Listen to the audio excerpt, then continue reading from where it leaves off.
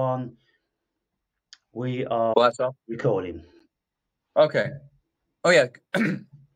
So to address paganism is nature worship. It's almost like the white equivalent of a minstrel show, right?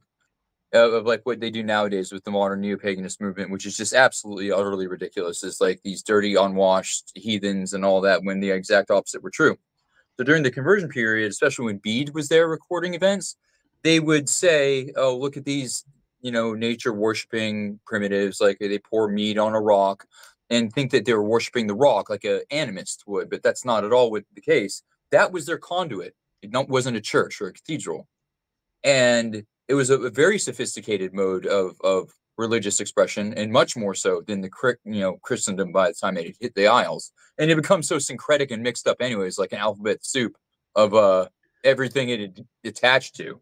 And at the end of the day, this whole rock worshipping thing, what we only have to look at under the king's throne this very day is the Abrahamic rock, which Scotland has been fighting to get hold of for the last several hundred years. I don't know whether Scotland have got it back and it's in their vault at this moment in time, but for many, many years, this Abrahamic rock, where was it Isaac, Jacob slept, and was it that one he slept upon, or was it the rock that Abraham was going to sacrifice Jacob on, or one of those anyway, the rock. So they're worshipping that fucking rock, and then the Muslims are worshipping another rock, which is a meteorite that fell out of the fucking sky. And so that black cube, man. Yeah, these religions, they are rock worshippers. That's all of them been doing since day one.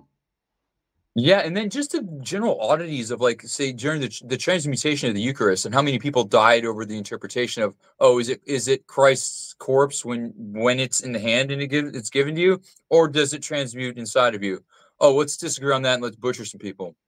But paganism wasn't nature worship, because, like, worship, Old Saxon, give worth to. That's the etymology for that.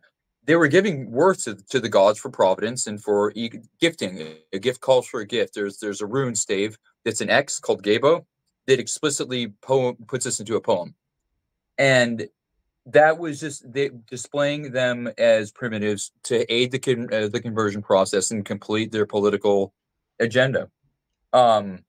Because when you really think about it, if we really worship nature, because I'm a pagan of sorts, why do we build homes to escape Mother from devouring us?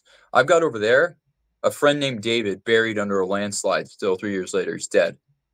A year prior, another friend named David, avalanche slide, mother killed him too. And my brother's named David, and he's kind of fat. So don't name your kids David, and God apparently hates Jews. Right. Yeah.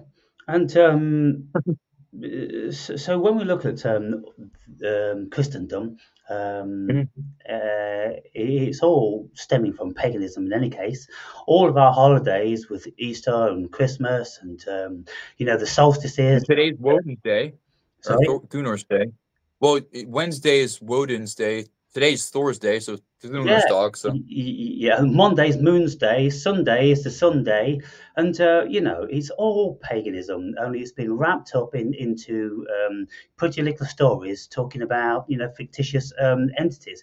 Now, I'm still very, very open about whether Jesus actually existed or not, because there's many scholars which will swear blind that he never existed, and it's all it was Apollonius or something. Yeah. Yeah, and the point is, it's kind of like, well, look, Jesus went to India to study from the ages of 12, and he came back at the age of about, I don't know, 28 or 30. And then when he was crucified, then he went back to India. So everybody seems to consider that, he had a great, allegiance or affinity with India. And yet they reckon he was a Jew. It was all Judaic and this, that, and the other. And yet the Jews killed him. And it's kind of, I'm confused about all this sort of stuff. Okay. How could you not be confused? Yeah. It's such an incoherent mess. It's just a convoluted story inside a convoluted story inside a convoluted story. But if we want to know truth, then we have to look inside, because that's the only thing we can depend upon.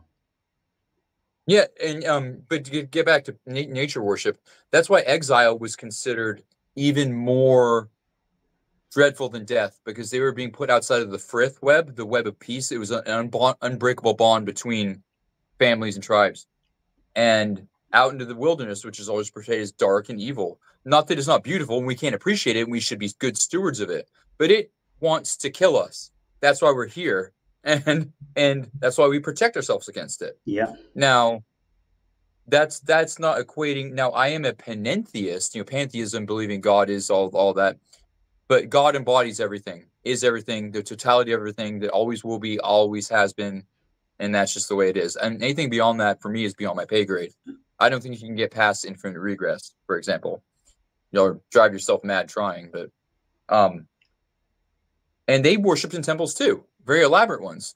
And having participated in this stuff, and what sacrifice means, for example, is completely distorted. We take it as this like Hebrew immolation and waste of something. Sacrifice means to make sacred, to make sacral, and that means to set it aside from the profane world, to keep it as in a godlike, pure state as possible. Then there's a sacred slaughter of the animal in a humane way, and then it is a communal feast where the gods are essentially invited to reenact, right? It's not some savage, desert tradition. No, it's and that's why even with the Christian thing, our ancestors were Christian for quite some time. I don't look at those buildings as Christian buildings. They're European buildings. Yeah. You don't see them popping up in Coptic Christian areas, Gothic architecture. Those are the Visigoths and, Ostrogoths. In relation to the burnt offerings of the Old Testament, I always looked at that and I thought, well, look, the Old Testament seemed to be about bringing man out of the cave, so to speak, and into modern day times. And so it was about, don't do all these stupid, ass dumb shit, which you would do if you were a caveman. Don't be coverting your neighbour's ox, and don't be, pedoing your neighbour's kids, and, try to live with or pedoing the ox. For God's sake, try to live with each other. Stop being fucking cavemen. And then it's kind of like, by the way, cook your meat. You're not fucking savages. Cook your fucking meat. So the burnt offering was a Sunday roast, a Sunday lunch, which was a deep-rooted tradition in the West. Sunday roast in Yorkshire's. I miss them. Yeah, well, this is something which was deep-rooted in British culture and many European cultures, but British culture primarily. We roast the meat. We cook the meat thoroughly. That's our burnt offering, and we did it on a Sunday as giving thanks. It's a Thanksgiving, and then we shared communally in the festivity, and so but what they've done in the Bible, they've tried to make out that God wanted this burnt blood. God wasn't interested in your burnt fucking blood, you muppets, and he wasn't. And if he is the dick gobbling volcano demon, why are you worshiping that? Why are you giving worth to it, you psycho? Yeah, all this stupid stuff. If you just look at it from a human being's perspective, and you know what the other thing is, you said you wanted to speak about the whole sacrifice in relation to the foreskin. You could look at it. Oh yeah, removing the foreskin is for health reasons because it keeps the fucking buildup of cheese down, an infection. And if you don't have that skin where infection is going to fester and breed, cut the motherfucker off because you don't need it. And yeah. So it seems to me that was a clean thing to do. Like, don't be eating anything that eats its own shit, like pigs. Don't be eating anything with a cloven hoof, And so all this stuff. Well, but the pigs, though, just as very humanely, just look at it how it benefits us. It doesn't benefit God, for God's sake. Oh yeah. It was just a funny little rabbit hole to go down because there's a really good. There's a way to confirm your bias down that hole, but I can't get on the pork thing because eating pork is European tradition. Damn it! Sorry. Yeah, well, it's one of the free roaming animals that we've had for many, many years. By the time we'd killed the wolves and the bears, well, what was fucking left? It was hog. That's true. Oh my God! I can't remember how many great granddaddies. He was one of the more prominent generals in the Civil War, and he was a very wealthy slave owner, which I find funny. Because, blame me for your slavery. I've got black buddies and they think it's funny. Yeah. And during that time, their food supply was being driven by wild feral hogs that are still a problem today and how destructive they are. And it's amazing how many of the damn things there are. You just cannot get rid of them. Right. It's incredible.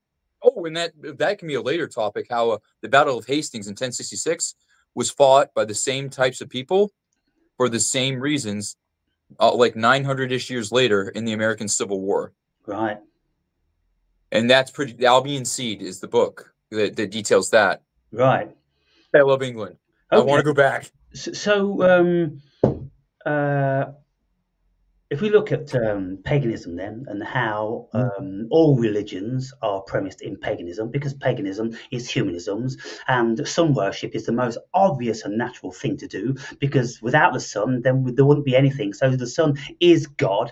As far as our solar system is concerned, as far as our planet is concerned, the sun is fucking God. Make no bones about it. There could be all the other ingredients, and still life wouldn't come without the sun. So it's that's the reason that, you know, the whole world would worship the sun. And I still worship the sun. I always have worshipped the sun. Yeah. The sun is very, very important in my life. And here's an interesting thing. Why was Thor, Jupiter, all the thunder gods are named after the, essentially come from, named after Jupiter. They're all the protectors of mankind. Right. The striker god. Yet Jupiter is the planet that protects Earth the most via its gravitational pull from meteorites. Let's just say cosmic interference. Yeah. And it's almost as if they knew that, which is very, very, very fascinating to me. Can't prove that, of course. Yeah. But I mean, interesting coincidence that it happened across multiple cultures. Yes, there's so much which is interesting that it happens simultaneously across multiple cultures. It's like, yeah, and you can never and there's 2 books written on Kundalini yoga, for example. One by Arthur Avalon, I forgot his real name, the British fellow, but then the other one that's a legitimate Kundalini guru who taught hardcore stuff. And he said the most glaring evidence of Kundalini yoga outside of India was in Northern Europe and the Odinic myths. Right. And it's true. And so that, again, more evidence of the Indo-European pre-Christian connection that actually is the foundation of civilization, and certainly not Abrahamic mind rot. Yeah. And so what would you say that Kundalini is? Oh, it's just the raising of essentially the in the union of opposites in the alchemical tradition, the raising of the fire and its integration into you. In each chakra doesn't necessarily need to be in the body, and their colors aren't a rainbow, right? In the traditional sense. But that doesn't matter. It's a point you fixate upon. It's something physical that connects to the transcendental and an anchor to it. Right. And it is useful in its own right, just for pure pragmatism. And then, awakening it, you can hit a state of consciousness that you could shortcut your way through with a psychedelic experience or through deep meditation and awaken it gradually. And I believe from that perspective, that height and that proper seat of consciousness, just as Arjuna had the scales fall from his eyes and illusion dispelled from him, I don't believe it is possible to make an unethical decision that causes unnecessary suffering. And I think the New Age conception of it, of like, activate all these superpowers, all this, exactly what I'm talking about. I don't need to go into detail. Is nothing worth getting is easy, and it's hard work and discipline. And I do believe it's real, and I do believe there's anything could be real. Like what is real actually, Yeah. But consider we're a God consciousness, as you say, and we are able to create something from nothing, thoughts. We should say what we can do with our physiology. Look at the placebo effect, for example. And that's, yeah. So the Kundalini, when we educate ourselves about that, the raising up of the coiled serpent down in our bottom chakra, and it winds up through the body and it goes blasting out the top of the head, and so it then gives life to all of the chakras, and it opens up any chakras which are sluggish and not in full operation. Well, I have an allegiance to that in hypothetical terms, and of course it's all hypothetic, this sort of stuff, but there are these energy realms in our bodies, these chakras and everything, and yes. The ancient Chinese have known about these places for thousands of years.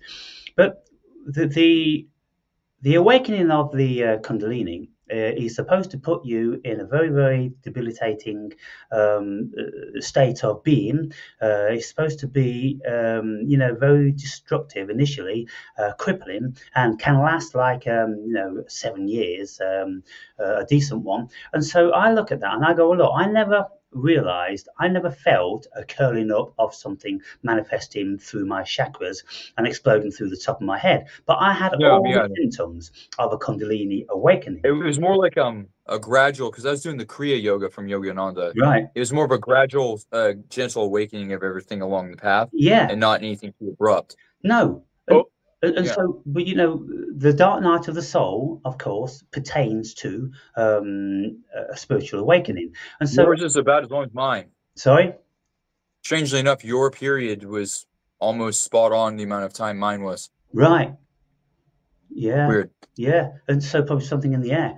But I look at that and I go, well, okay, the Kundalini raising, that's one way of looking at things. The dark night of the soul is another way of looking at things. And so if we look at the symptoms, then the symptoms are very similar. And so I've had the symptoms, and so. The symptoms are that chakras get opened up, and then they become more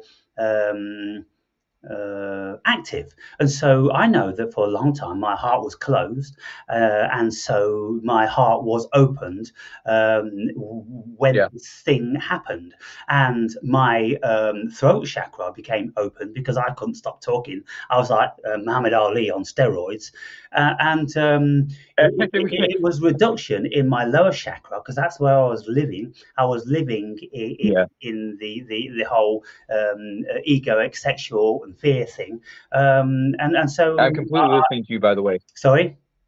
I'm completely listening to you. I am capable of listening to you and just writing down a note. By the way, let's have a look at that gun. Is that your AR-15? Is it?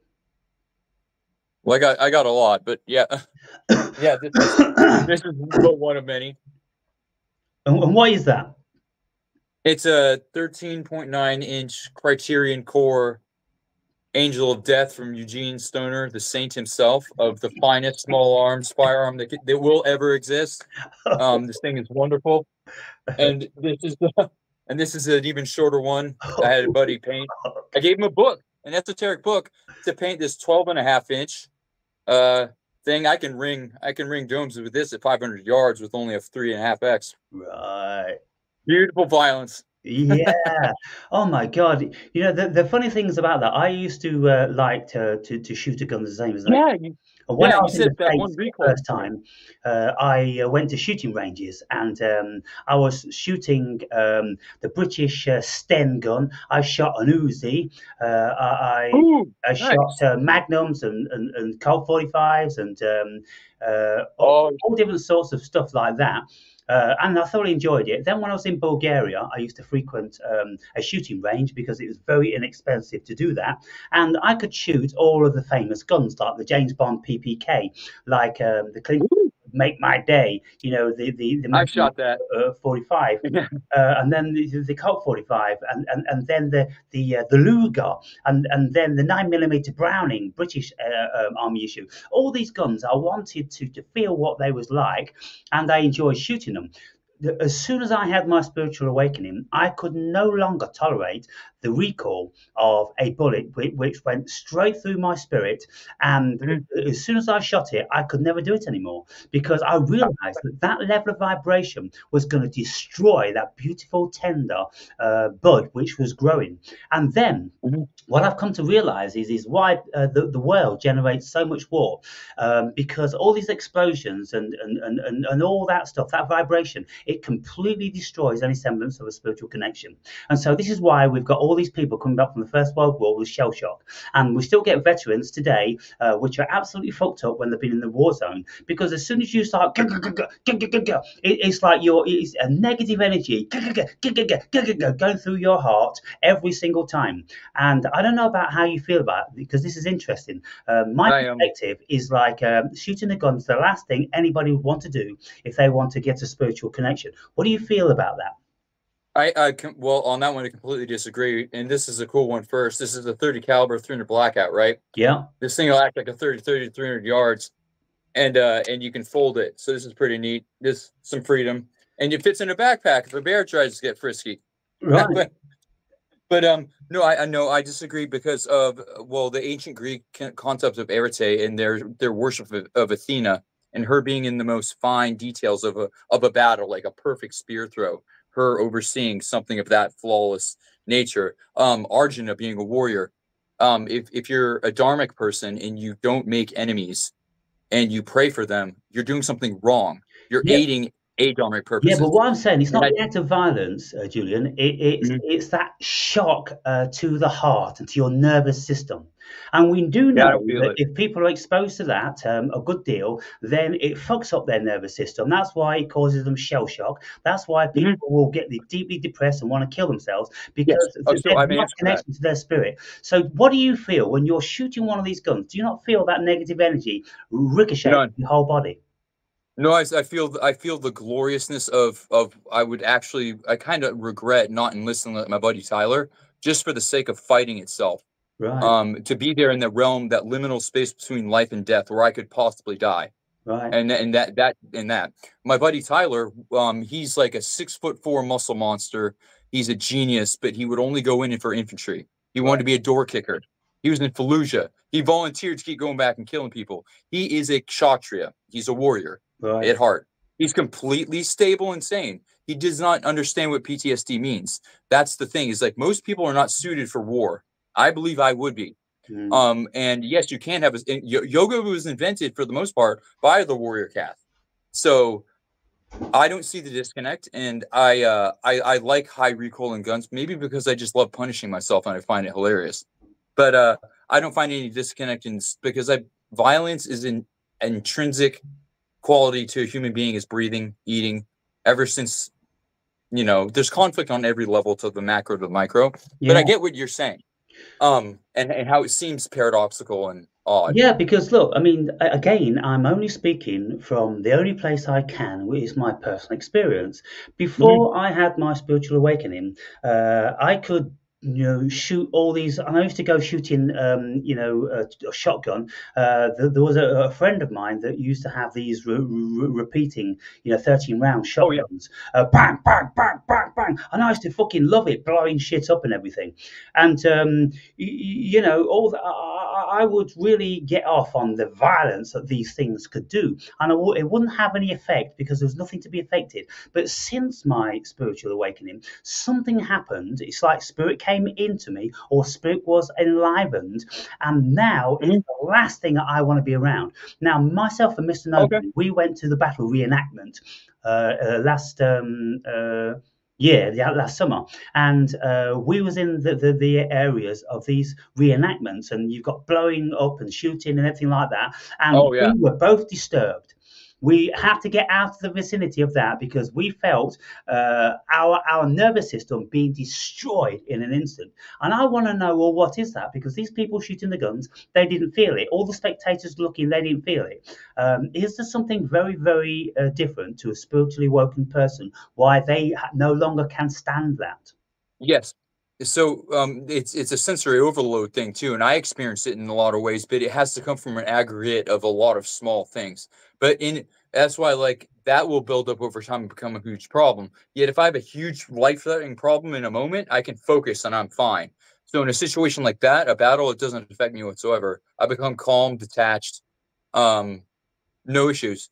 Uh, and yet I don't feel as though my spirit is compromised. Hmm. I feel as though like I it is and the main reason for this is because if you just look a brief glance to the historical record, any state that has a monopoly on force, well, there's only one place that goes. And yeah, I got young daughters, and Yeah. so it's a principal issue. I view us as like kind of like the last bastion of freedom for that. And like we live in a town, there's 10 guns per person here, and we have no gun crime.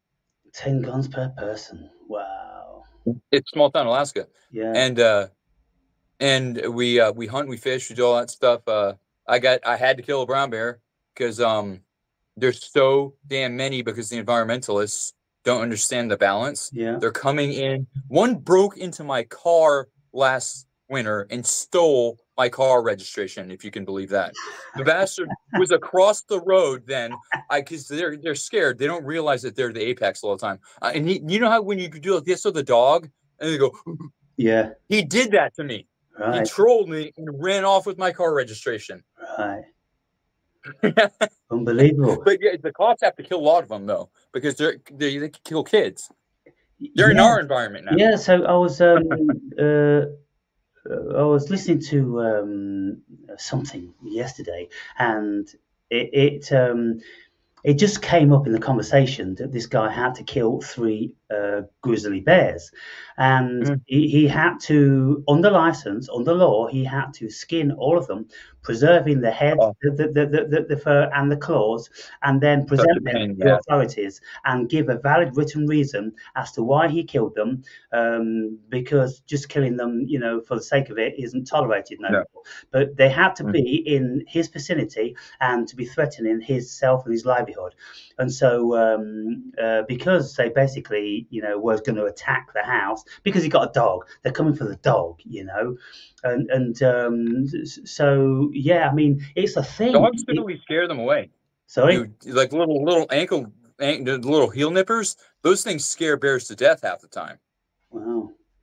They're very frightful. They don't understand. But if They've got a 12-foot grizzly bear, then it's not going to be bothered by a mouse of a dog. No. I've ran directly at a huge brown bear. They run away. Right. They're scared. Yeah. They don't understand. And unless they're starving or you run away, or unless they're going to be like, oh my God, I'm gonna get out of here. Yeah. And but yeah, Fish and Game, they do an annoying job with that, but we do have the best managed fisheries in the world. That's why and it is a great thing, and we always have a good fish run. But bears, they're not so noble and beautiful creatures. Like I've seen one, they murder each other over dirty diapers to eat, which is just gross. But I can see exactly what you're saying about when you become, especially if recent, a spiritual awakening, and you're on that elevated plane, and something is nasty and brutish as violence enters into that, it can be disruptive. For me, I participated in combat sports since I was a kid, violent sports, and I integrated early, I guess, and I was exposed to a lot of death. Like I was a pallbearer 4 times before I was a teenager, and I had to hospice care for a few people, and so I just have a different experience with death and that type of thing than others. Yeah, and but I view there are such things as holy wars, and it would be something like an invading Quranic force wanting to inflict a theocracy upon us, right? That's unnatural. I'll die on that hill. Yeah. Yeah, indeed. You mean fighting for your freedoms, of course, it's a very noble and thing that everybody should be prepared to do. So yeah, I want to get you over here and shoot these things. You'd love them. Sorry? You should come over here and shoot these things. You'd love them. Yeah. I can't kill anything anymore. Even if there's a bug in my house, I have to catch it and put it outside. Yeah. See, that's the thing is I do that too. Like I'll get like a little thing and I'll like, oh darn, like I'll feed honeybees like sugar water if they're struggling. Yeah. So in relation to my personal spiritual transition, when I was living down in the Algarve, of course I was meditating many hours a day, and I was doing a lot of DMT and walking on the beach and for hours a day, and experiencing a beautiful level of connection with nature. Then I came back to the UK to see my daughter for a while, and I was 5 days living in her apartment in central London, and I became traumatized from the very moment I got off the plane in London, with the constant hustle and bustle and the noise and everything. Oh God! And she lived in like a 3rd floor apartment, and there was a bus or a motorbike or plane going over literally every 10 seconds. There was no respite. Oh God! Now she at the time was seriously depressed, and I came with the instant solution. I said, look, I can see this from the outside. I Get the know hell why out. you're depressed. It's this vibration. It's fucking destroying your soul. She left. Have you ever read Roger Scruton? No. He's an Englishman and a knight. God rest his soul, and he was a knight in the true sense of the word. That had a documentary called "Why Beauty Matters," pertaining directly to this. And I mean, sorry, your daughter left, Why and what then matters? beauty Oh, why beauty and matters? how it affects us. That nastiness of those human Yeah. like anthills. So she left London shortly after that, and she recovered greatly. And so the proof No wonder. in the pudding. And so when we see people in large towns or cities, we know the level of destructive energy that they are carrying, that they're living in. They can't escape it, and they don't realize how destroyed their soul was. But for me, somebody which was coming from the countryside, from the ocean side, Oh yeah. thrown into that, it was literally hell on earth. And so throughout my journey, I've had lots of time to contemplate very, very deeply, and to go within. And I have discovered the nature of heaven and hell. I've been to heaven and hell. I've met angels and the devil and God and all those sort of things. And I met Lucifer once yeah, well, I mean, in a very beautiful way. well, you see, Lucifer, the light bearer. We can talk about that Yeah, and in a phosphorus. minute. But Yeah. I don't relate Lucifer to Satan at all. But when we've met Yeah. these things, and we contemplate what they are, and because I don't have a belief structure and adherence to any of these religions, and I say to myself, well, why did I experience these Western-oriented effigies or egregores? And it's simply because they are in my collective unconscious. If I was brought up in the Middle East, then I would be seeing Exactly. manifestations of Muhammad and Allah and all those. And in America, we if you're atheistic or not, you're born into a Calvinistic culture that values the Protestant work ethic above all else. And in Nietzsche's Death of God, what fills that void? Rampant greed and capitalism and horrible cities and ugliness. Yeah. So yeah, I love the English countryside. And I when I went to Dartmoor and Wiston's Wood, I didn't realize Sunday night was a busy night at pubs. And I helped an old man in a wonderfully dressed, well, like typical Englishman, but country folk I found are the same everywhere, and they're awesome. And Gavin and I won trivia night that Sunday, and it was glorious. God, I love England. Oh my God, an American winning trivia night in Great Britain. It must Because have I been knew more about the patch of land they were on than they did. Yeah. Which sucked. Well, you see, is country folk, of course, they live very, very parochial lives, and they wouldn't know a great deal about anything. And so, if it was a general knowledge question, then somebody coming from outside I would. mean, it's right over there. It's just right past the dude's house. It's a Pygmy oak forest. Yeah. So what's your handle on Lucifer then? What Conflicted. I think if we're coming from the perspective of, as I think we both do, that Yahweh and his disturbing petri dish experiment with Adam and Eve is to be believed, then yes, Lucifer is the light bearer of and the sword. He's the beginning of the breaking of the shackles of the demiurge. So you can break through the matter, but then that comes with the pitfall of the matter spirit duality and matter being evil. But we'll toss that aside for a sec. But and then Lucifer being an angel, and then yeah, there's so much there. And in this experience, I was closed eye visual, of course. He was in a cloak of golden, I mean not golden, but like rainbow, like almost like peacock feather things. Oh, I wonder where that comes from. Obvious symbolism. And he guided me to in the middle of like one of those pictures of a nebula you see, like the Eagle Nebula. Yeah. And he stopped, and there was a stone with the emerald that allegedly fell from the crown of Lucifer that was the Holy Grail. Right. And there's 4 things that are integral there, 4 structural things, that number 4. And there were statues that are monumental in nature of various godlike forms watching me, and if I was going to pick it up or not. I touched it, right. And that's as far as I remember that little one. But it was very, very interesting. I don't know if that was a good or a bad thing, but it was Again, though, you say I didn't dream that up. I never thought about that before. Yeah, There are other worlds. yeah, you enter into different worlds, many worlds, um, and so And you've experienced full on theophany, because that's a hierophany is just the experience of a divine force. yeah, Theophany is like a god, and you know when that hits. It's unmistakable. And yeah, I think you've probably experienced that a fair bit more than I have. I think I maybe have. But I remember on when you were with Guy in Portugal and Castaway Carrot. I still miss Castaway Carrot and Beard. That was so awesome. And yeah, and you said you saw him in the clouds, and you he very well may have been there, but we just have to shrink him down because of our human sense of scale. yeah. So maybe you did, and he's real. Well, I mean, yeah. Who was he? Was he the demiurge?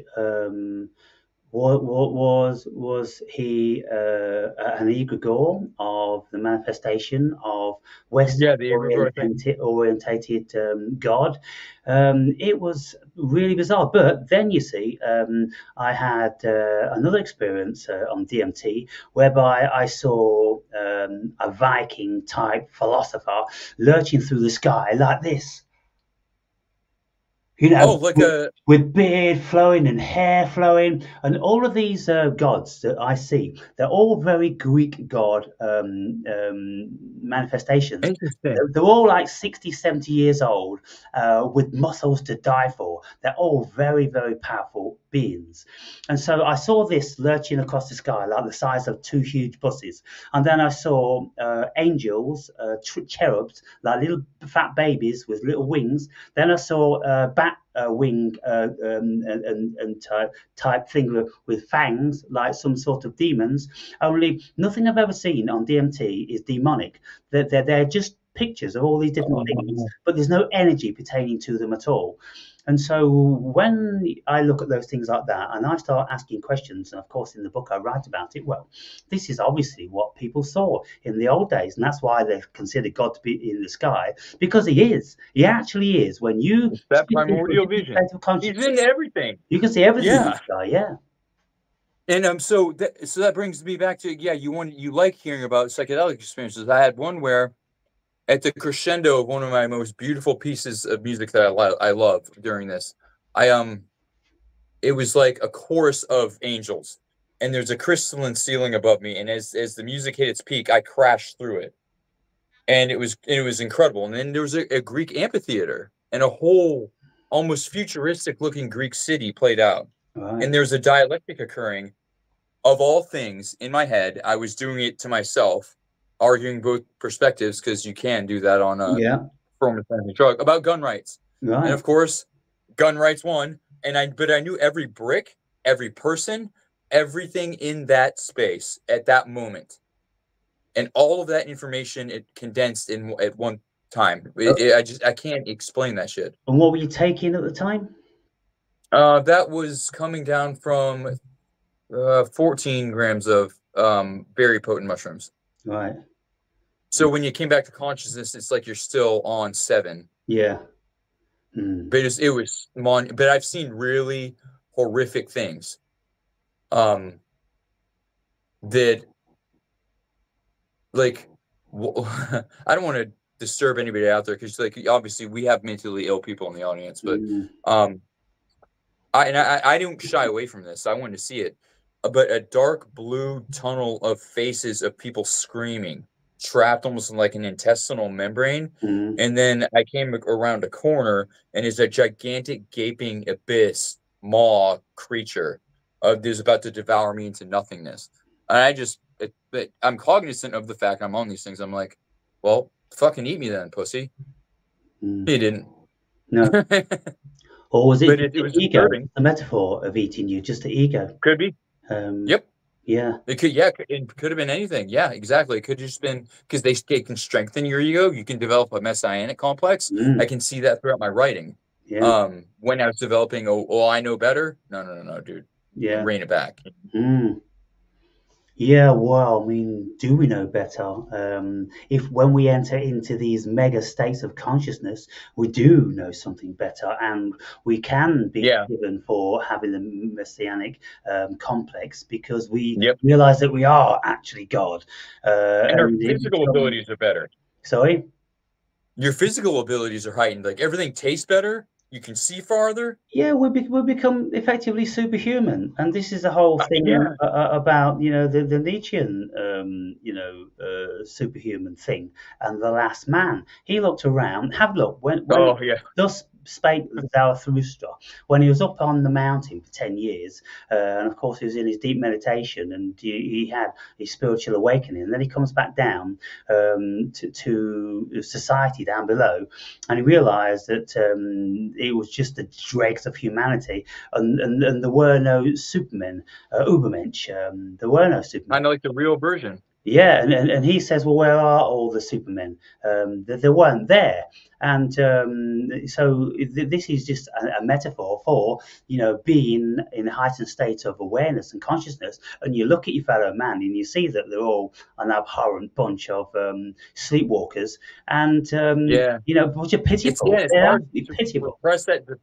Yeah. It's hard to repress that like desire to slash out at them because like I imagine you like we love intellectual pursuits, and if we ask a genuine question and it's responded to egoically, I tend to indulge in the Nietzschean gleeful mockery a bit too much, which gets me into trouble. Yeah. And that's not helpful. But if it's like if I'm going to get that label of know-it-all, even though I was just asking a question, well, I'm going to snatch up those benefits to that label, and I'm going to make that situation worse because I'm a dickhead.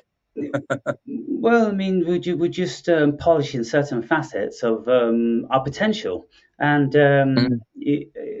when I bang on about my ego, and even my ego sometimes has a problem with my ego, and I hesitate before I press the send on any of my videos, um, because of the Your ego, that's interesting. Your ego having a problem with your ego. yeah. That's something I never contemplated. I'm going to write that down now because we are at least bifurcated. Yeah, it's kind of like, look, my ego makes these videos of my self-proclaimed genius, and talking down Yes. my ivory pedestal, and then I upload them, and I contemplate how many people are going to be affronted by that, and I think, well, probably a great deal. But as it always turns out, these videos are the best received. They entice more people to comment, and there's always at least an equal amount of thumbs up as there are They on need my people need tough love now. yeah.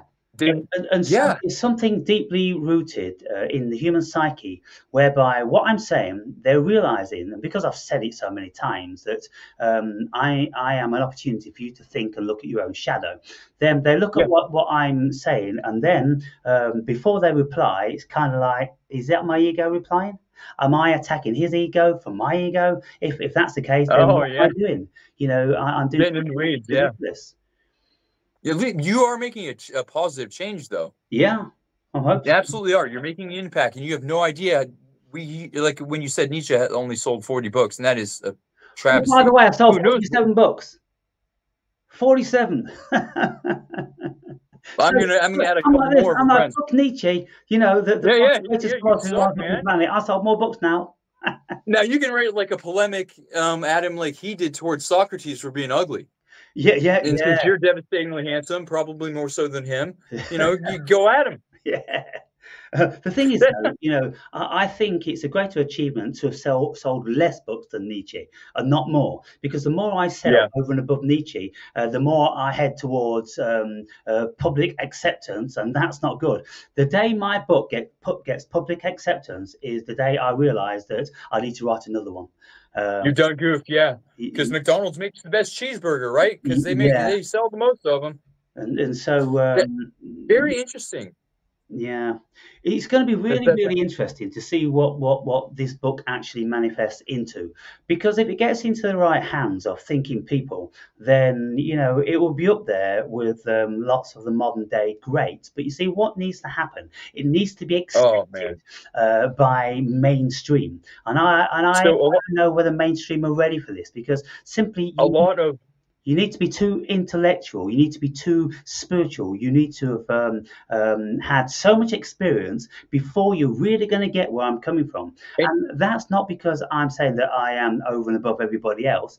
I've traveled a different path to everybody else. you're just telling the truth though. Yeah, I'm telling the truth. Because I know who you're talking about. We were talking about these gurus. They got the first mover advantage.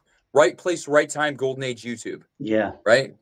And they invariably have to wrap people in their little security blanket, keep them comfortable and safe, yeah, so that they can receive the message. yeah, Sadhguru, yeah, yeah. and yeah, the But Infinite Waters clown that I only knew about because of yeah, you. my It's so my approach putrid. from the very beginning was to first and foremost shake them to the core, get them so they don't know whether they are standing on their heads or on the feet. Exactly. Shake them so much, but keep them intrigued. And by the time you've shook them out of their senses, and then you start speaking to them, then hopefully there is a space in there whereby they can receive the message. And it seems that that is what's actually happening as a result of my videos. But it's going to take a long, long time before my videos become popular. You never know, man. You may trip the algorithm here one day. Well, yeah, one day with one video. But you see, even if I make a video and it's got like a very prominent person in the title or in the tags, you still won't get above like 1,000 or 2,000 videos. And it's If kind you of got forbidden words, you got no words that the algorithm picks up, the AI, and it's gonna go like, oh, you said stuff like freedom and well, maybe something mean. yeah. So maybe that will keep it down. It's difficult to know how the algorithms work these days. I noticed though that's how much of a YouTube addict I am. I noticed it before they even announced an algorithmic AI change because I leave it on in the background Yeah, and I know, oh, they changed my feed algorithm. Damn it. yeah, Let me gather my information. yeah, yeah. So It's very interesting. But no, your book it'll I mean it'll touch more than you think, I believe. And mm, I'm getting a couple more copies for some friends. right. Yeah, appreciate it. Because it's good. It's a like this is a good shortcut. You're like the Pope is the Pontifex Maximus. He's the bridge between God and them, and that's Yeah. his job is to be that Mm, intermediary. Well, this is kind of like that. You've been there, you've walked the walk.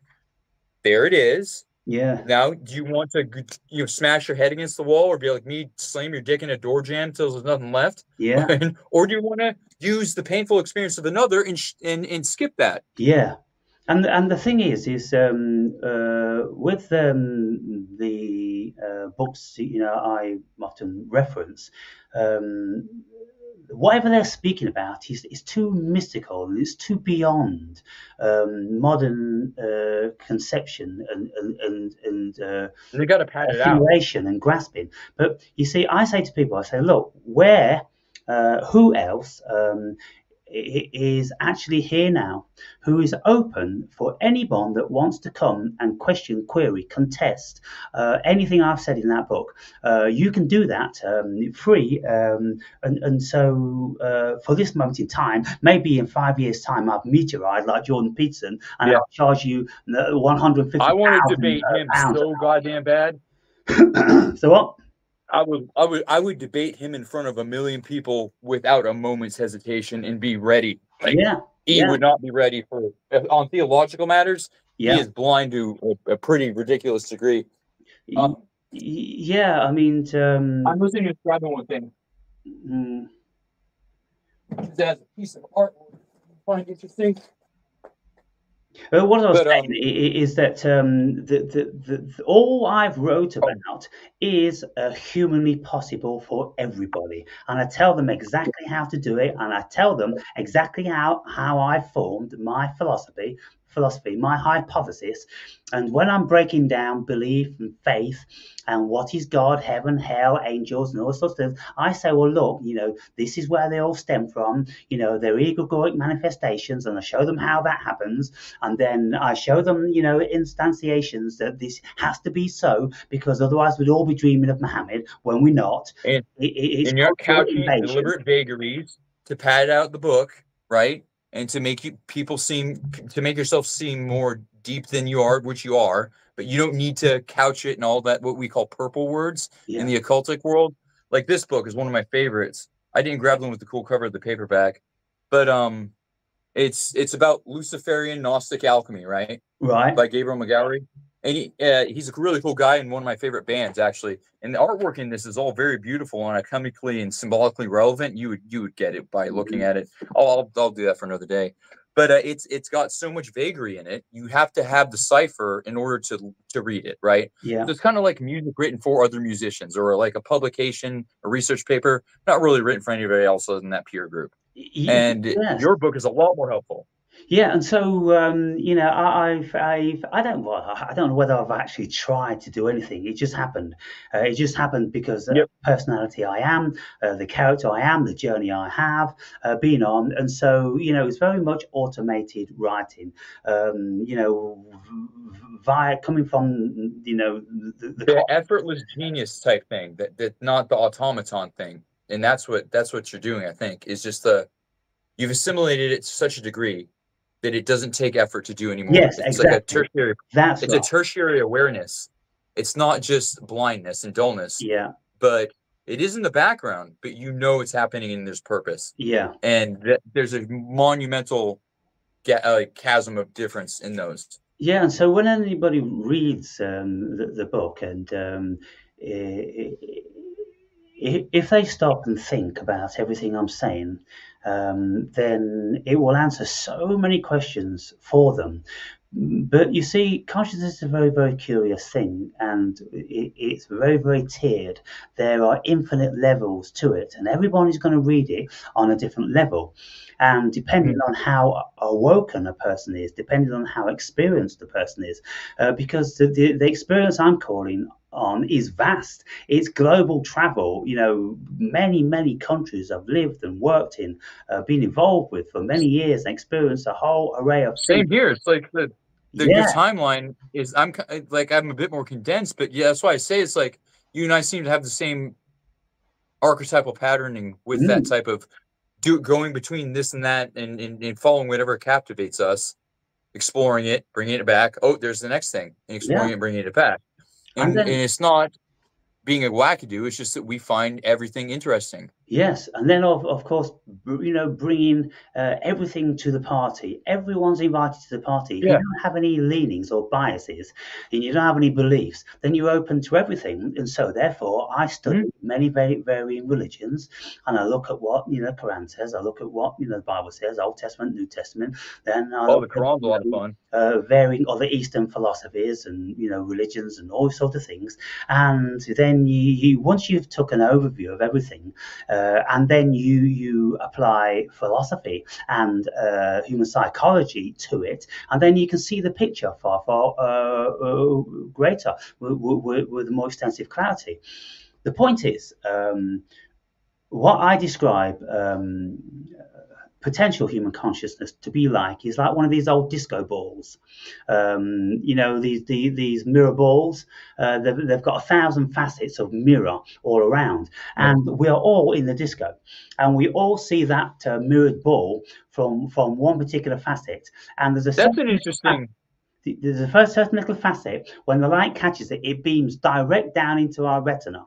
But nobody else in that disco sees it from that perspective, and they won't see it from that perspective because we move, minusculely all over the place. That is very interesting. You're describing the microcosm of how each cultural views the numinous through its lens to the micro in a very interesting way. So the disco ball is consciousness en masse. and Yeah. each tiny mirror is us. It's a reflection of us, and we only have this tiny little facet. But if you have looked at the disco ball from consciously from every perceivable answer, then that ball will send you out a special You got line to go in of it, consciousness, and so therefore not out, you but in. Yeah. become much more broader. But people who aren't spiritually inclined, they'll just be in the disco and they won't be paying that any mind. And then if you interview everyone that came out of that disco at night, saying, in there in the ceiling there was this disco ball, and if you can tell me about it, do you think there's one disco ball for every person, or do you think there's just one disco ball? And 90% of, well, I don't know what percent, but the unawoken, they will go, well, it's the same disco ball. In fucking same ceiling, it's the same room, but they wouldn't Yeah, get, service level, everything. Yeah. yeah, they wouldn't get the idea that no, we are all individuals. We all have our own worlds. There is no one world because we all see it differently. That's a leap of philosophy that most people can't take. Yeah, because then you're shutting on solipsism and simulation theory and stuff, and Yeah. that can hold the rabbit holes. But yeah, and dang, that gave me some food for thought. Good stuff, Aaron. You've been stimulating the brain that needs stimulating lately in the drudgeries of managing grown children. Well, it's amazing how just like one line can touch the spot for each individual. So you recognise that as wow, that's very insightful. Many people will see something else, and that will trigger them. And so what I say about my book is like, look, somewhere in that book, like me in my videos over this past like 12 years, whatever it's been, I'm going to touch you at some stage to your core. There's something in here. Yeah. This is the human endeavor. This is what being human is. Yeah. And you put it down. Mm-hmm. And that takes some balls, right? Writing your life down like that. Yeah. And so, yeah, that is a gift that should be respected, and you should buy the book, people. You're watching the damn channel. Yeah. You've kind of been like a friend, like a buddy, if I don't have anybody to talk to, like out in the woods. Look, if I'm just like, just hanging out, or, I'm not writing or anything, and I'm just meditating just after, like, you'll be talking to me in the forest, Yeah. Yeah. So yeah, you got to show some appreciation, for God's sake. But it's not even just that. It's kind of like, do you want to throw away your potential? Because if you want to throw away your potential, that this book is going to touch you to your core and it's going to open up your consciousness. If you want to throw that away, then fine. Don't spend your 26 precious dollars or pounds.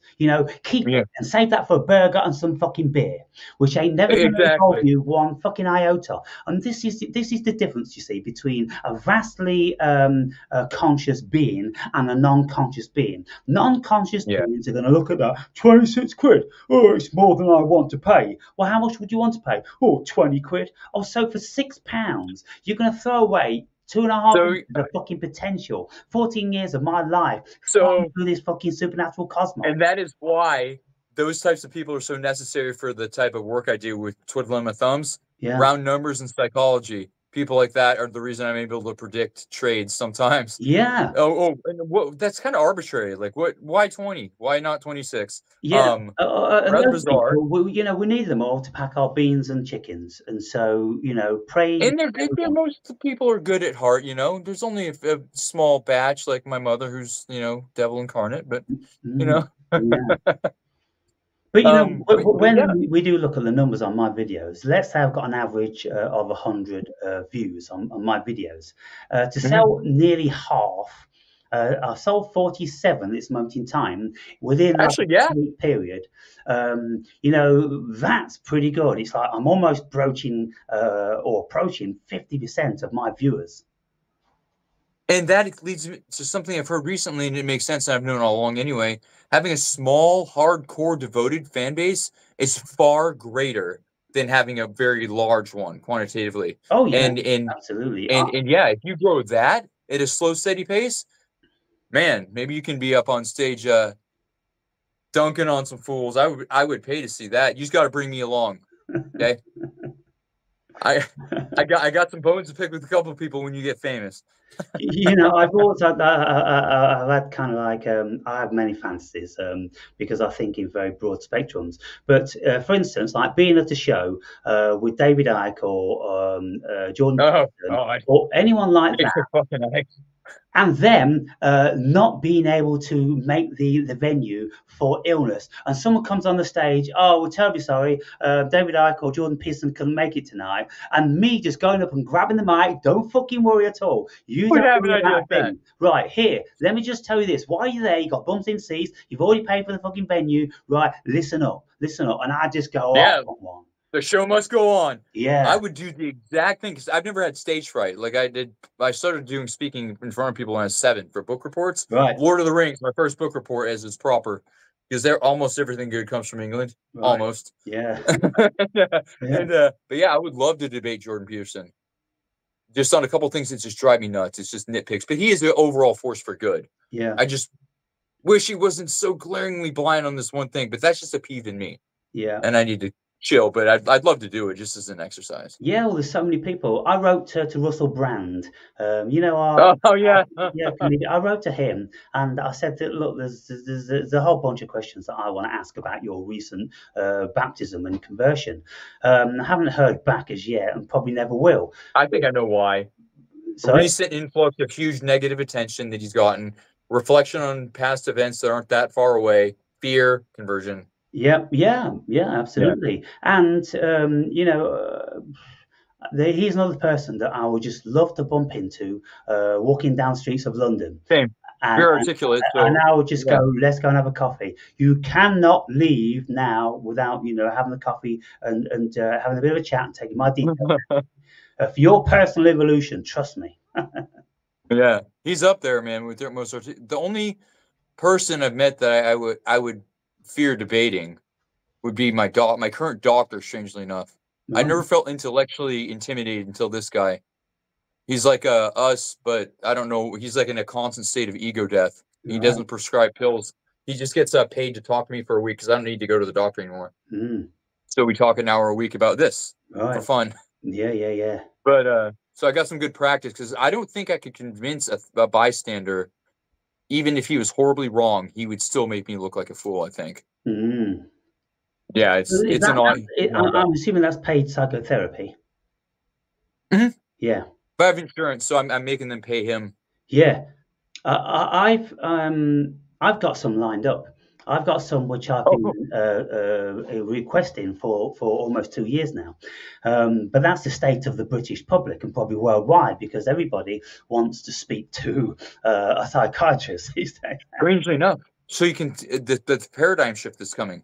My daughter was born in Juneau, close by, lived here for 9 years. Her primary care doctor is here, and my psychologist have all been here. Every single one of them have in hush-hush tones said, try psychedelics. Exactly. Every single one. He's like, if you got them, why not? Yeah. And it's like, whoa, okay, it's that open now, is it? Yeah. And my doctor now is going to give a speech at Yale or something about psychedelics and consciousness, and the guy is absolutely brilliant. And him, along with you, really, really helped me in that period this winter. Yes. Well, I mean, the psychedelics is the portal into your own consciousness. And when you've got mainstream people like Neil deGrasse Tyson, I used to be very about him, but I've softened on him now because look, basically he's an ignorant scientist. But what's happened is he's got a bit of a calling, which is drawing him closer and closer to philosophy. Yep. He's becoming more of a philosopher than he is a scientist. And he's got this show it's called Star Talk. And he's got lots of people on, and lots of people that come on, they're talking about psychedelics, they're talking about the simulation theory, they're talking about that there is no free will, they're talking about lots of metaphysical stuff, and that's a step in the right direction for Tyson. And because we all have that impulse, and he can't deny it. Yeah, and You then he know, has it's gonna on get the him. show, right? He has a sidekick, some black comedian, and he's very versed in, psychedelics. And any given opportunity, he's like,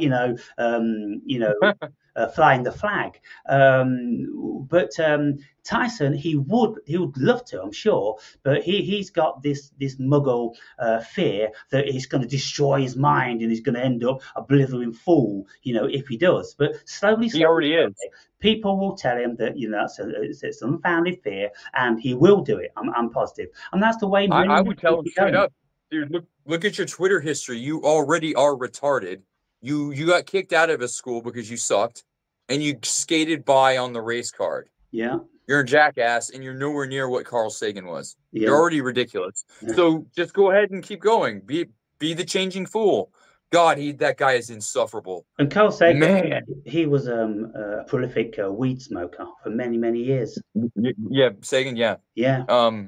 But at least he had the mind to back it up, whereas Oh, it's old Neil. no, I'm not saying that smoking weed is a detriment. Mm. Most people, it opens up the fucking consciousness, and so most of his philosophical thoughts he had obviously came out of that plant. Yeah, I guess it's just I've had and you probably know this, employing people. Anytime you have to do business with a stoner, oh my God, is it a nightmare? It's like takes 10 times longer, memory loss, all that stuff. Yeah, I think constant use is a detriment to most people. But regular use, say like once a week, once a month, or something, is Oh acceptable. yeah, no big deal. But you've got lots of Yeah, people like uh, oh, I can't think of them this much in time. But there's those who turn it into an identity, right? That's just a yeah, stoner culture, like that type of thing. That's what drives me nuts. But yeah, I don't got a yeah, problem with and, people and, do and whatever it they want. takes over them. By the time something's took over you, then it's time to Yeah, give it a rest. But anybody that's yeah. really been a thinker, even Jordan Peterson. Jordan Peterson has three. He's had three 7 gram doses of mushrooms. Now I'm assuming that he's had cubensis, which isn't as strong as semelanceta, but that's still up there. And so he, By weight, I think they are and then the thing is with Mother Nature, this is why if you do a group, you always got to grind them up to get an even dosage. One can have a ton, yeah, and you hit a Goldilocks zone, and then somebody gets nothing. right. So, but yeah, that's a hefty dose. If you hit a proper quarter, you're So in Mushroom Kingdom. he was in a conversation with dead Dawkins, dead Dogma Dawkins, and that guy, he's so far away from the notion of spirit and existence. Oh, It's shocking. It really is I shocking. loved him as a kid, but Yeah. I hated Sam Harris then and now. Sam Harris has a punchable voice, Mm. if anybody ever has. Yeah, and But well, somehow he's lost credibility in many people's minds in recent times because he's an advocate for squirty shit, and and he's a he hypocrite. fucking lost it there. But anyway, getting back to Peterson, he told Dawkins that on one of his sojourns, his consciousness went down to the molecular structure, and he saw how atoms were interacting with each other. And Dawkins Well, was I've been saying, there. wait. Are you seriously telling me that you saw the molecular structure of atoms? Well, that's just absolutely preposterous. And Well, Peterson said, it's not preposterous at a certain level of consciousness. Oh, well, I just have to Richard, draw the line there. Richard, haven't you said every organism is a microcosm of its macrocosm? Yeah. I've seen it. I've seen the molecular level and how alien it gets the further the dose up. And most people don't realize mushrooms are the most punishing. I don't care what anybody says. Equivalent dose, acid, you can steer. Yeah. Mushrooms are they're in the driver's seat and they will make you look. And Yeah. I've been down to that level of that. It's scary, but remarkable and awesome in the true Absolutely. sense of the word. In a very, very deep meditation, which I speak about in the book, I saw quantum strings. I saw Yep. the fundamental premise beyond trillions of times smaller than atoms. I saw quantum strings. I had no And then core. consciousness of myself or anything. I was pure awareness, and I saw quantum strings. And then when I came out of that meditation, I opened my eyes, my consciousness came back on, and I collapsed the wave function into a probable scenario, like the double slit experiments. It starts off when it's not being observed into potential probability, but then when it's observed, it collapses into the physical world. So weird. The spooky action at distance, the whole if you're looking for it, it's like it knows. Yeah, the cosmos knows, and you're looking. And I had it's got to show up. I was taking a piss on a psychedelic experience. I had my eyes closed, and I was in what could only be seen as like the outer layer of a physical construct being made by this little machine elf. Mm-hmm. It noticed I was there, and it was like putting rebar into this like moon crust, and it didn't like that I was there. Right. It started showing me things I like to see, like runes and spiritual stuff. I said, I'm not leaving. Then if you're hurried for time, I'll finish this up quick. Then he showed me a bunch of naked chicks. I'm like, I'm not going to stop. I'm going to keep paying attention. It got mad at me. I opened my eyes, and I could see it like coming through the toilet. And I was like, wow, that's interesting. And I told the wife, and she's like, wow, that's cool. Yeah. So there's stuff going on all the time that we can't explain. It's awesome. Stop trying to explain it all. Embrace the mystery and love it. It's beautiful. Yeah, just to see this stuff, it should just open us up more and more and more to potential and self-realization that we don't know anything. We really do not know anything on one level, human level, but on a conscious awareness level, we know everything. This is why on many entheogens, it will tell us, we will go to that realm where we know everything, where we know we are the creator of all things. And the way it always would instantaneously, without fail, every time, instantly arrange my a proper hierarchy of priorities in my life in gratitude. Right. And if I took them again before I assimilated that, well, then it was punishment time. Yeah. Yeah. And rightfully so. Yeah. But it was a beautiful thing, and it's just I'll never forget that. And that sense of it's going to be okay. And then when you engage that in a meditative exercise, you realize how could it end up any other way? It's always going to be okay. The experience doesn't end. Yeah. There's nothing to fear. What many people are starting to get their heads around these days is that they've reached a certain impasse in science. Science isn't the glory road that they all thought it was, and that science is going to answer all our questions. No, you can't. And so, like all things in human consciousness, we have to embrace all facets. And so what scientists are doing now is tentatively, they're tiptoeing into these realms, trying to get license to study them and this, that, and the other. But most people are just fucking taking them for their own experience. And then once they know themselves, then they can start speaking maybe outside of science from a philosophical, conscious perspective, like lots of people are doing. And so that is the breakthrough of the next 100 years.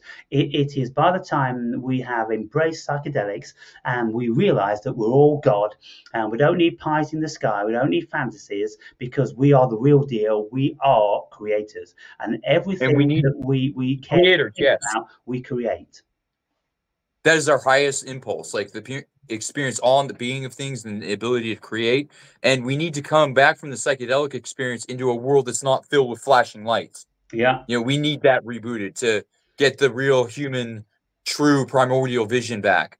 But yeah, they've hit a hard wall in physics for a long time. Now it's just the entertainment industry, just like everything else. And when I was thinking about it, it's kind of like reaching for the stars. It's accelerating. They don't know why. They keep trying to explain it. It's built into the system that we can't reach it. It's telling you the answer isn't outward. Mm-hmm. It's inward. Yeah. From the cosmic to the very life you live, it's telling you the answer's in here. Yeah. And the more you struggle towards the stars, the more you're not going to be fulfilled. You're just going to be running from yourself, is just in a grand scale way, Yeah, I mean, many avenues, like this Schrodinger's cat.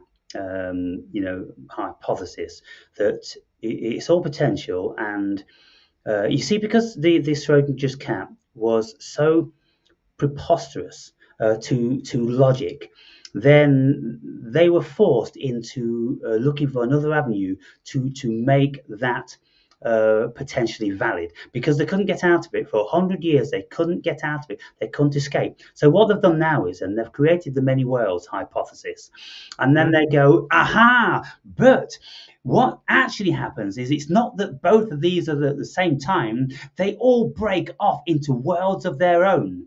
And then that becomes like even more preposterous, because it means what, there's trillions and gazillions of other worlds being created by every single conscious thing, incessantly. And it's, believe that one. It's kind of like, I'd rather go back to the book in Schrödinger's cat that it is and it isn't. The opening pages of the Bible make a hell of a lot more sense than that. Yeah, sorry. What's happening to the world is becoming more and more ridiculous and preposterous, simply because we are trying to understand this thing, and we will never ever understand it. The universe is a paradox. It's a shapeshifter. It isn't built in to be understood. And if you look at a simulation, then it's very much like a simulation, because for interest and intrigue within the simulation, it keeps dangling the carrot. But then when you're getting closer to the carrot, it moves the goalposts. And how easy and simple is that, just to write the program in, that keeps this happening? Look at a computer game. Yeah, an RPG. Look at a role-playing game on a computer. Same damn principle. Yeah. That would be a sad thing. Like then I start to think about the Boltzmann brain and the Rocco's basilisk thought experiments, because they would then be possible if simulation theory is real, and that's not fun. but so there's so many things to contemplate, and of course there's just so much stuff. Yeah, in my book, towards the end, I start looking at theory of evolution. I start looking at the Big Bang theory. I look at simulation theory. I'm looking at the egregores and how everything pertains to egregoric energy. I look into morphic resonance. Oh, yes. And the validity of the morphic resonance. The spiritualist, all these things. It's kind of like, wow, fuck. Ancestral memory, and the stuff they call pseudoscience, it then becomes like just plain and simple common sense further down the line. So we're up to 1 hour and 15 minutes. If we round this one up at 15 minutes, so that we've got two, then that's 1.5 hours. That's a good chat for people to get into. Yep, and then and we can do whatever else you'd like. We can do it another day. I need to make a routine. Well, and this helps. It's difficult to do that, and lots of people, by the time they're fired up to do it, but then you go back to your lives and you realize how busy you are, and then you look at all the preventatives sort of in place to stop you coming forward much earlier. So as and when whenever you feel the energy, I'm always welcome to accommodate. I really appreciate that, Aaron. 15 minutes. What do you want to broach? You want to talk about egregores? Okay. So they were I forgot where exactly they originated. I know Crowley was about them. Probably Blavatsky. That whole weirdness originated from the Theosophical Society, and then the Lucis Trust that kind of was born from that and spawned the whole New Age movement. They kind of corrupt stuff with but it's whatever. But the notion that human consciousness, if focused, especially collectively, upon something, becomes something, and you create an entity. And if you need further example of that, look in the death of God, look at what America is now. Where's the spirit of 1776? It's dead. What is in its place?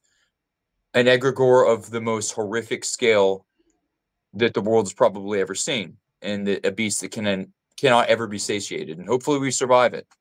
And I've experienced it in buildings, just, where there's horrific things that happen, or in a cultivated environment with a group of people, or like in that building in Pennsylvania. There was no other explanation for the things that were happening, because it was directly pertinent to what our subject matter was for that weekend. Mm-hmm. And that only book that is so strange, because of the two people I knew that urged him to write that are two of my good friends. One that I told you about. Yeah.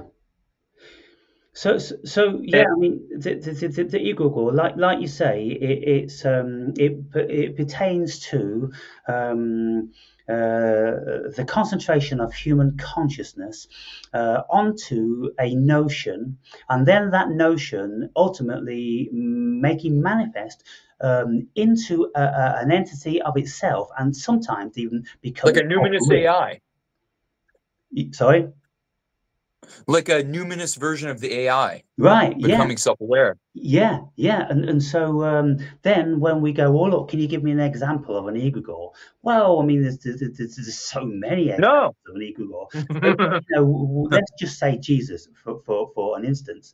If we look at the amount of human energy which has been focused on what Oh was yeah. supposed to be a human Good being, Lord. well, in many people's minds, he actually is in existence now. And many people will have visions of seeing him, hearing. Even I did. I had a vision of hearing him. Was he Speaking. jacked and have an American flag on him and a bald eagle and a machine gun? No, he didn't look like that. Okay, just curious. I had no vision. I just had a telepathic. That's what I've had. Uh, you see, it's like when you're on shrooms. We get messages coming telepathically, but they're not got an exterior voice. They don't have any voice. It just comes directly into your consciousness. And Yeah, the Green Man Carnanos in the patch of woods over there. That's why when you start talking about the Green Man, the Horn God, I'll talk about that later. Sorry. yeah, yeah. I mean, Jesus, Allah, Buddha. Look, even when the human psyche doesn't want anyone to die, like Bruce Lee or Elvis. Oh yeah. They're all always living in the monastery or on an island, or this, that, and the other. Even in recent times with Jeffrey Epstein, yeah, he's living on an island No, somewhere. He ain't died, and nor is Hitler. Hitler's down in Argentina. it's a waste of your time, people. We create Use- egregores. They will never ever die, and they have power and energy of their own, which we can get, we can tap into. Because what we yes, do is we build them up, we give our energy, and we also can take energy back. By the time they become a manifestation so huge, then we can draw on their energies, and that's what people have done in relation to that's that is religion. the polytheistic relationship between like you and Odin or Thor is that you give a gift of energy for a gift of providence back. Yeah, And they're obligated to do so. And it's explicitly stated, don't aggressively gift, because that was the thing. Better to give too little than too much. And yet that correctly, you are a pagan. yeah, yeah. And thank God for that. Yeah, absolutely. And so when it is said that Jesus says, um, if you believe in me, then I will enter you, and vice versa, well, that is true. If you believe in And the, I give worship to Jesus as well. yeah, Like I don't find any you conflict. believe in the egregore of Jesus, you actually do enter into that vibration. And when you enter into that vibration, you can feel the vibration within you. You can feel that love. You can feel that peace. You can feel all the things that pertain to A that. million words in an And you see, instant. what I've done is, Julian, I've slipped in and out of these things because to be in the vibration of these egregores, you can't stay incessantly. You cannot be in the kingdom of God. You cannot live in the kingdom of God Stuck in the way. because we have an ego and we have a human existence. But I've entered into all different sorts of these realms Yes. with beautiful, godlike, and evil. I felt them. I know them to be real, and then I come back to some sort of an existence outside of most of those egregores. Yeah, so you completed a cycle of the alchemical process, the burning away of the black. You didn't get stuck within the white. You brought back what you learned with this book. Yeah, The Odin, to gain the meat of inspiration that he shares with us, turns into a serpent, goes into a mountain, climbs up 3 layers, has a union of opposites with a female, drinks the 3 cauldrons of magical mead, and ascends through the top as an eagle. Well, that's some pretty heavy Kundalini allegory, imagery. And then on the way back to Asgard, he drops them off for us because he's got to share. yeah. So when we listen to all these mythological, evolutionary stories, then basically it's just a story of entering into the darkest place of human consciousness, and then Yep. battling with serpents and snakes and dragons and demons, and then you come out the other side. It's the hero's journey. It's the dark night of the soul. Yes. Exactly. Yep. And we're right there in lockstep, man. Yeah. And so, but when people impose religion upon us, you don't get to partake in that hero's journey. You don't get No. to relish and find the gems in the dark night of the soul, because it doesn't allow you to go there. It just wants to extract your consciousness out, and you project onto an egregore. That's all you do. You just project onto the egregore. All your human fallibilities. Please be real. And then you've got this thing going with the egregore and yourself. You've got, hopefully a two-way thing. But I'm telling you now, I've never met a single Christian who has told me that they have been in receipt of anything that is remotely tangible. They can say, oh, I thought about this, or Jesus did this for me, did that for me. But there's nothing there. There's nothing tangible. They never had a spiritual encounter like many of which I write about in my book. They just simply haven't had them. And so I've been appealing to my viewers. Yeah, that's pretty incredible. Saying, tell me yours, because that's the only thing I respect. I don't respect belief. I don't respect faith. I encountered the horned green man in the woods here, Pan. and he communicated telepathically. Pan. The horned green man. Or Kernanos, or it depends on which, because the Celtic along with the Slavic mythologies got butchered the most by the coming of Christ. Right.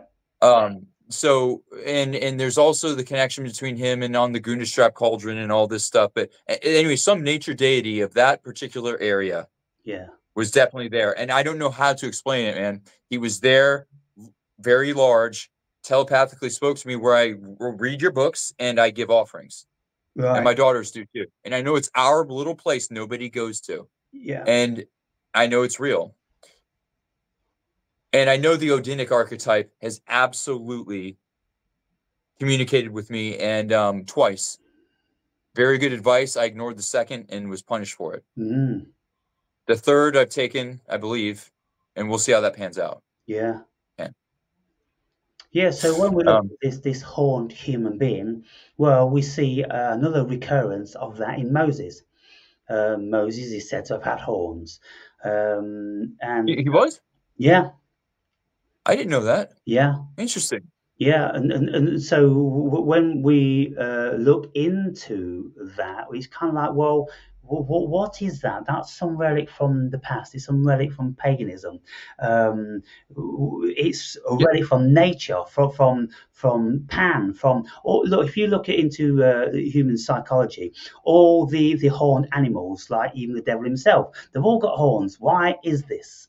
And on some artist impressions, whether they're carved in a statue, you can see two little horns coming out of the head of Moses' head. I did not know this. And to see, and the thing is, it'd probably be a slightly different to a European conception, because each culture, you can tell which is a scarcity culture and which is not, and how what they value, like those commandments and such, right? And but I did not know that Moses had horns. I need to look into that immediately after this, because that's very interesting. Yeah. Dang. Well, you taught me 3 things tonight, or at least appreciate that. Yeah, you're welcome. So yeah, okay. Well, we've got a few minutes left to wrap this one up. Another great conversation. Really enjoyed this. Spoke about a lot of stuff, and it's interesting for me, of course, to speak to other people, because I get to learn things. I mean, what your journey and your path has been, quite a lot different, albeit similar in many ways. But your investigation into Nordic mythology and all those sort of things is outside of mine, because I haven't delved into that anything like as much as you have. And so, we drop little snippets, which then are like breadcrumbs leading us on. Yep, it's like little tributaries that lead off to more and more interesting lakes and such. And it's so cool that over there you have so many Wodensley's and Thorsley's, like, just means their field where a battle literally took place. Yeah.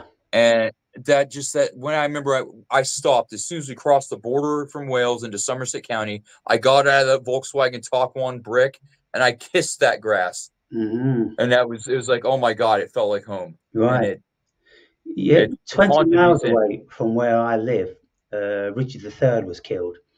Um, Wow. at the Battle of Bosworth by Man, so much history in that little island, and we got so good at killing each other that little island became the greatest empire the world had ever seen. A tiny little speck. yeah, yeah, and Amazing. it's amazing how so many cultures wanted to come to conquer this country. All of the Nordic Yeah. regions, and of course then the Normans over, Yeah, now that's so France. weird. Because like the reason Richard gets shortened to Dick is because of Norman Viking, Yeah, yeah, Christianized Vikings. yeah. So bizarre.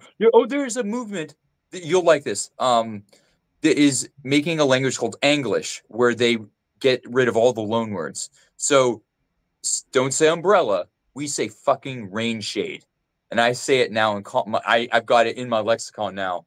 What's an umbrella? Oh, you mean a rain shade, huh? Okay, yeah, I'll take Yeah, yeah. it. Yeah, I mean, looking into the etymology of all words and languages is a very, very interesting thing. And I do a lot of it in the book because I said, look, if Yeah, I'm I'm glad to see that too. yeah, if I'm going to be speaking about things, concepts, we've all got to know what we're speaking about. We've all got to be on the same song sheet. So I then, look into the concepts of hell and heaven and God and angels and devil and Satan and all those sort of things. And then I look into the depths of spirit, soul, ego, self. And because I know you and that you are genuine and that I know you've experienced these things, I know they are likely to be, the truth and likely of objective value to myself as they are very, Yeah, and well, there's a lot of memories coming up. they come from a deep investigation, and so, for instance, like soul and spirit, if we're going to lay on the line what is generally accepted through biblical scholars, through scholars in general, because if we look at the Bible as being the Word of God, the most revered, then when it Yeah. speaks about what the soul is and what the spirit is, then we have to take that very seriously. And it Yeah. speaks about the soul being very, very distinct from the spirit. They are different things. But then you see, what I do is I add an addition to that, is because in the early 1900s, Freud coined the term the ego. And now, if anybody speaks about the soul, they are mostly referencing the ego. They're speaking about the ego. They're speaking about the life force within this body. They're not speaking about the spirit. They're speaking about that which feels. I haven't thought about it that way. Yeah. And so I go on to say that the ego is the modern soul. And most people don't even understand what the ego is. That's interesting. Another one. Yeah. And so we look into that stuff, and it gets very, very deep. And of course, it's all about concepts. And then we look at well, what actually are we experiencing? We've got spirit going, which is consciousness, which is also God. So spirit is God, consciousness.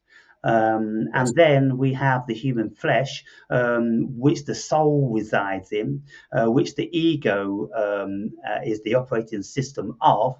And so You would like this conception Evelyn makes of the soul. He doesn't believe everybody has one. It's something you have to cultivate. yeah.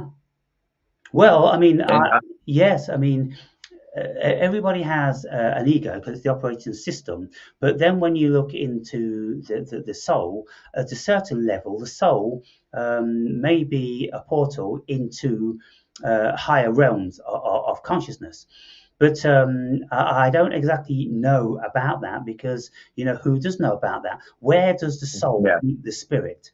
That's exactly. That's a And the difficult. infinite nuance of where's the exact truth, Yeah, as with so many other things. because when we look at people, if we accept that they have a soul because they have a life force, well, why isn't that life force connected to spirit? Because many people aren't connected to spirit. They're not.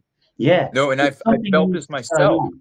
And what I say is, I say the language of God is intuition, and it's a bit like having a light bulb. You can have a light bulb, Yeah.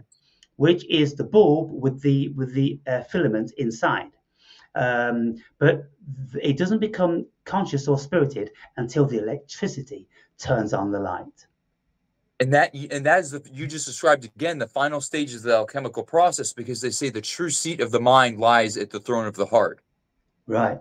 It's not a purely intellectual exercise. No. It is an intuitive, know it from the core of your spirit decision to make. Yeah. And it will cause the least amount of suffering. And those beings have walked this earth.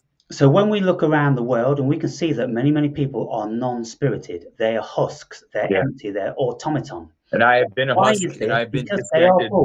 they are bulbs with the element inside, but they don't have the electricity.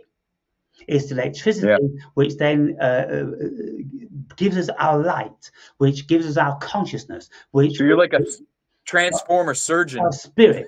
Yeah. And so, you know, when we look around, people don't accept that we're not all the same. There's many variances of what it is to be a human being. And I'm absolutely convinced through my psychedelic experiences that many entities walking around in the human avatar are from many different constellations around the cosmos. They come to experience what it is to be a human being, but they don't have the same level of consciousness, spirit, as some of us. The Vedas write of this, that even the gods, because they've transcended, they can't. Shraman Narayana is the first name of Krishna before Vishnu, and before the first golden age. And the gods will even undergo the egoic fall in order to transcend again, to have something to do, essentially, as ridiculous as that sounds. So, yeah, I mean, and there's no doubt out there, somewhere in the cosmos, there are more evolved and spiritual beings, and there are lesser. Let's hope I'm not sent to one of the lesser internment camps on a shittier planet, but we'll see by the end. And do you know, when we start looking into things like Nephilim and Anunnaki, and the splicing of Neanderthal with Anunnaki blood, giving rise to human beings, well, there's certain, we can say, mutations from those creations which received more DNA of Anunnaki, which enables us to have a heightened state of consciousness, because got like 3.5% Neanderthal DNA because I stupidly gave them my saliva a while back. Right. Yeah. Well, if they ever did a test for Anunnaki blood, then, you know, they will discover that is there also. But how can you do a test for something that you know you've got? And they don't want. Yeah. They just want a database to like develop chemical weapons and stuff. Yeah, but if we look at spectrums of consciousness, then we can see there's an evolution there that some races have even risen up. You could say like the you-know-whos. The you-know-whos seem to have a high state of consciousness. The Long-Nose tribe. Sorry? The Long-Nose tribe, yes. Yeah. Then, you know, and where did all the kings and queens derive from, which had the natural ascendancy, which was God-given? It was derived out of their divinity. So there are certain races which have divine blood or consciousness, which have a God-given right passed down through our ultimate ancestors, which gave us license to rule over the minions. And yours is Woden. Every Anglo-Saxon king traced lineage back to Woden. Right. Yeah. Even during the Christian period. And so on that note, then I suppose we'll wrap this up. This has been a good one. Yeah. This is going to be a springboard for an even better one. Really. Well, yeah. I mean, I kind of thinking that, you know, they're all going to get better and better and better as we get deeper and deeper, and you know, more awoken into these things. And yeah, the writing is really broken the shackles and got my brain working again. Yeah, So great. And yeah, so then, just give me a shout in another couple of weeks or something like that, for the next one, and we'll do it again. And by that time, you'll be further into the book, and I suppose you'll have more notes and yeah, things that we can engage with on that. And of course, yeah. I'm really looking forward to it. all those things will lead off into other dimensions. The tangential web that all turns back on itself Yeah, every time. there's no way I could ever highlight a particular subject matter in any of my I conversations. can't either. I just can't help it. Yeah, they just go all over the place. Thank God there's somebody out there like me. Yeah, yeah, yeah, man. Yeah, good grief. All right, nice one, Julian. Appreciate it. So enjoy Alaska and the bears and all that sort of shit. And Oh yeah, I'll be killing them. Don't worry. And but I'm looking. I cannot wait till I can make it over there and meet you in person, and it's gonna be a great time. I look forward to it. Yeah, buddy. Talk Have a to you, good night mate. See you soon. or Bye now. morning.